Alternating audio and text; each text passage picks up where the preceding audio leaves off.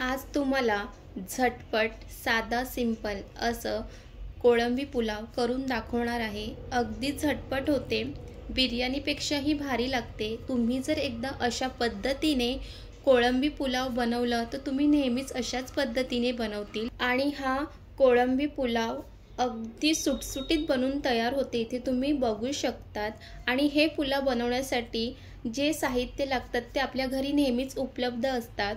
फक्त कोळंबीची गरज आहे। कोळंबी घरी आणले की तुम्ही एकदा अशाच पद्धतीने कोळंबी पुलाव नक्की बनवा।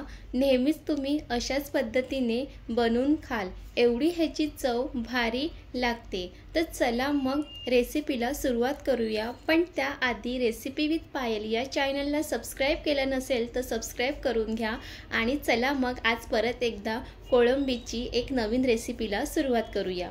इथे कोळंबी घेतलेले आहे। तुमच्याकडे लहान मोठी ज्या पद्धतीची कोळंबी असेल तुम्ही त्या पद्धतीची कोळंबी घ्यायची आहे। त्यानंतर त्याचं जे वरचं कोटिंग आहे ते काढून घ्यायचं आहे। त्यानंतर इथे हे बासमती तांदूळ आहे, ते अर्धा तास पाण्यामध्ये भिजत ठेवले होते। अर्धा तास पाण्यात भिजत ठेवल्यामुळे जो भात आहे तो व्यवस्थित सुटसुटीत होतो, तर त्यामुळे अर्धा तास ते पाण्यामध्ये भिजून ठेवायचं आहे। त्यानंतर जे लागणारे साहित्य आहे, इथे 2 उभा चिरलेला कांदा घेतलेला आहे, 2 टोमॅटो घेतलेले आहेत आणि हे सर्व खडे मसाले आहेत।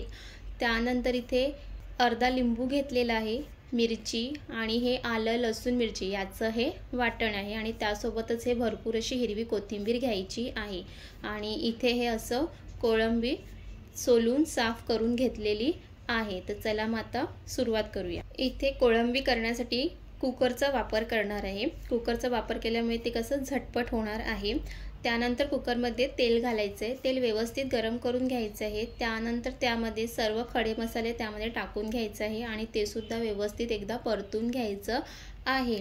आणि त्यानंतर त्यामध्ये उभा चिरलेला कांदा सुद्धा त्यामध्ये घालायचं आहे आणि ते सुद्धा व्यवस्थित परतून घ्यायचं आहे आणि हे सर्व मंद आचेवरच करायचं आहे।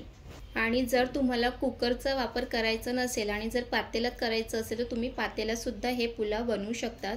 इथे कांदा व्यवस्थित परतून झाल्यानंतर त्यामध्ये आलं लसूण मिरची याचं हे वाटण घालायचं आहे आणि वाटण सुद्धा व्यवस्थित एकदा परतून घ्यायचं आहे।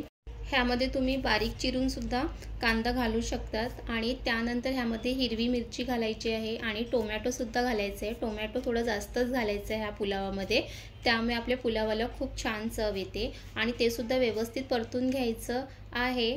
टोमॅटो लवकर शिजावा त्यामुळे त्यामध्ये चवीप्रमाणे मीठ घालायचं आहे आणि त्यानंतर ते एकदा व्यवस्थित मिक्स करून घ्यायचं आहे।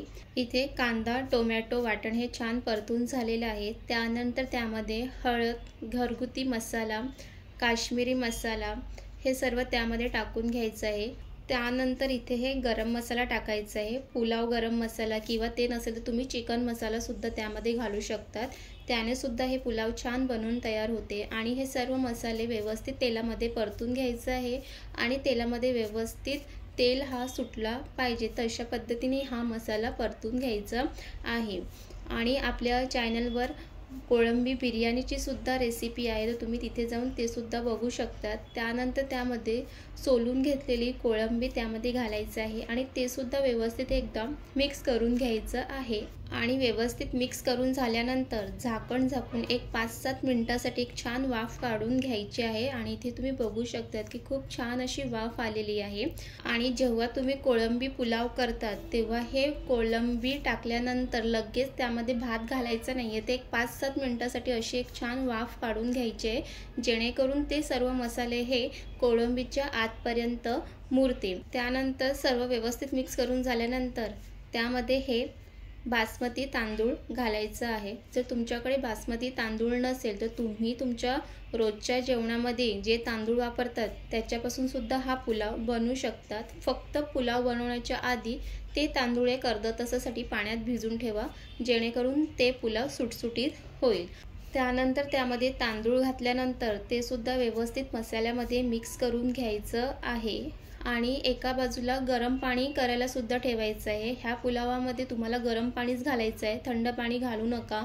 आणि गरम पाणी टाकल्यानंतर ते सुद्धा एकदा व्यवस्थित मिक्स करून घ्यायचं आहे। आणि ह्या पुलावामध्ये तुम्ही जर गरम पाण्याच्या ऐवजी थंड पाणी टाकलं तर कुठेतरी ही चव कमी होते, त्यामुळे शक्यतो गरम पाणीच घाला। आणि त्यानंतर त्यामध्ये 1 चमचा तूप सुद्धा घालायचं आहे। तूप घातल्यामुळे हा पुलावाला खूप छान चव येते, तर तूप नक्कीच घालायचं आहे। आणि त्यासोबतच त्यामध्ये लिंबाचा रस सुद्धा घालायचा आहे आणि भरपूर अशी त्यामध्ये हिरवी कोथिंबीर घालायची आहे। आणि हिरवी कोथिंबीर घातल्यानंतर हे सर्व एकदा व्यवस्थित मिक्स करून घ्यायचं आहे। आणि जर हा पुलाव तुम्ही कुकरमध्ये बनवत असतील तर ह्यामध्ये पाण्याचं प्रमाण हा योग्य घालायचं आहे। जर तुम्ही पाणी जास्त ह्यामध्ये घातलं तर तो भात सुटसुटीत होणार नाही।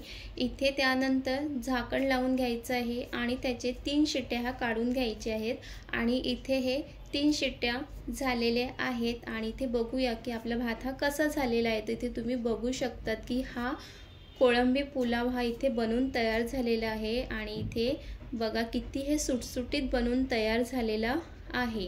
तर ह्यामध्ये तुम्ही जर योग्य प्रमाणात पाण्याचा वापर केला तर अशा पद्धतीचा हा पुलाव बनून तयार होईल। तिथे मी 1 ग्लास तांदूळ घेतलेला, तर त्याच्यामध्ये मी 1.5 ग्लास हा पाणी इथे वापरलेला आहे। तर तुम्ही तुमच्याप्रमाणे ह्यामध्ये घालू शकता। तर इथे आता एका प्लेटमध्ये हे पुलाव काढून घेऊया। आणि इथे तुम्हीच बघू शकता की किती हा सुटसुटीत आणि मोकळा भात बनून तयार झालेला आहे। तर अशाच पद्धतीने तुम्ही सुद्धा हा कोळंबी पुलाव नक्कीच बनवा। तुम्हाला कधी कोळंबी बिर्याणी खावीशी वाटत असेल पण तुमच्याकडे वेळ नसेल आणि तुम्हाला झटपट असं बनवायचं असेल तर तुम्ही कोळंबी पुलाव नक्कीच बनवा। बिर्याणीपेक्षा सुद्धा हे पुलाव छान लागते। आणि तुमच्याकडे अचानक पाहुणे आले आणि तुम्हाला कमी वेळेत काहीतरी बनवायचं असेल तर तुम्ही हे नक्कीच कोळंबी पुलाव त्यांना बनवून द्या, ते सुद्धा तुमची तारीफ करेल। आणि तुम्हाला ही रेसिपी कशी वाटली ते नक्की कमेंट्स करून सांगा। आणि रेसिपी विथ पायल या चॅनलला अजूनपर्यंत सबस्क्राईब केलं नसेल तर नक्कीच सबस्क्राईब करा। आणि श्रावण लागण्याच्या आधी नॉनव्हेज प्रेमींनी अशा छान छान रेसिपी नक्की करून खा।